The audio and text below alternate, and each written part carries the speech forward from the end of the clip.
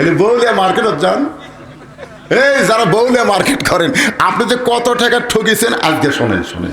বউ যায় যদি একটা কাপড় হাত দিয়ে ধরে, দোকানদার বুঝবার পারছে এটা পছন্দ হচ্ছে, 500 টাকার জিনিস 1-0 বেড়ে দিচ্ছে। আপা সাবুনের মতো আপনাকে মানাবে, পূর্ণিমার মতন সাইজ হবে। 5,000 টাকা দেন, লাভ দরকার নাই, কোনো লাভ দরকার নাই। কারে এক শাড়ি লাভ না হলে বেচা যাবে না। বউ বলতেছে দেখো হামাক ল্যাশপার চাও না, হামাক ল্যাশপার দেখছে। তখন বলতেছে ভাইজান আপনি যতই বলেন আমি 500 টাকা কম দেবো। স্বামী জীবাত করে 500 টাকার জিনিস 4,500 কথা বুঝতেছেন না।